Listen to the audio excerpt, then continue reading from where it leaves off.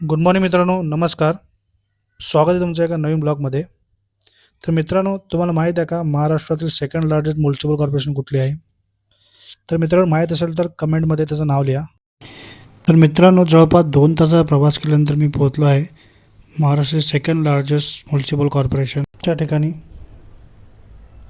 जिचं नाव आहे नवी मुंबई महानगरपालिका. तर जे कोणी नवी मुंबईमध्ये राहणारे असतील, जे पाम रोडने किंवा ओव्हर रोडने सतत प्रवास करत असेल, त्यांना ही बिल्डिंग नेहमी दिसत असेल. ही जी इमारत आहे, एक आर्किटेक्चर आणि इंजिनिअरिंगचं एक खास उदाहरण मानलं जातं. तसेच सर्वात लांब पोस्ट टेन्शन बीमसाठी जागतिक विक्रम इमान त्यांनी जिंकलेले आहेत.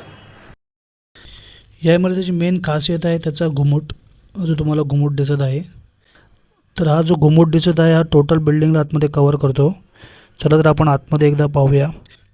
जसं तुम्ही इमारतीच्या जवळ जाल, एंट्री गेट जवळ जाल, तुम्हाला एक ध्वजस्तंभ दिसतो.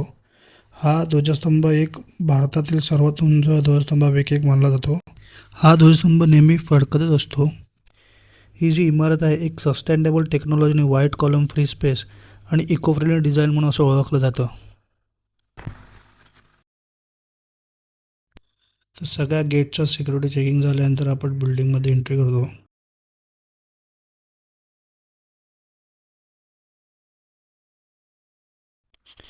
गेटमधून एंट्री करतात आपल्याला समोरच भव्य असा स्पेस दिसतो. या स्पेसवरून पुढे जाताना तुम्हाला दिसेल की नवी मुंबईला मिळालेले पुरस्कार व तेव्हा ट्रॉफीज असे तुम्हाला दिसून येतील. तर मित्रांनो, आता मी जिथे उभा आहे हा एक्झॅक्टली घुमडाच्या खालचा भाग आहे आणि इथे टोटली नॅचरल लाईटचा वापर इथे करून केलेला आहे. म्हणूनच या बिल्डिंगची डिझाईन इको फ्रेंडली डिझाईन म्हणून अशी ओळखली जाते. तसेच या बिल्डिंगच्या ग्राउंड फ्लोअरला एक डिझाईनफुल रंगमंच बनवलेला आहे. इथे खूप सारे कार्यक्रम व संमेलन असे होतच असतात. तर रंगमंचाच्या जस्ट अपोजिट साईडला एक भव्यची कॅन्टीन आहे. तर मित्रांनो, माझं इथे यायचं कारण असं की माझी एक मीटिंग होती, तर ती मीटिंग माझी कंप्लीट झालेली आहे आणि पेटपूजासुद्धा झालेली आहे. तर माझा आजचा छोटासा ब्लॉग कसा वाटला हे कमेंटमध्ये मला नक्की कळवा. तर मित्रांनो, नवी मुंबई शहर हे नियोजनबद्ध शहर म्हणून ओळखलं जातं आणि ह्या शहराच्या सर्वांगीण विकासामागे नवी मुंबई महानगरपालिकेचं मोलाचं योगदान आहे. नागरिकांना उत्तम सुविधा, स्वच्छ पर्यावरण व आधुनिक पायाभूत सुविधा देणे हे महानगरपालिकेचं मुख्य उद्दिष्ट आहे आणि त्यासाठी सतत कार्यरत आहेत.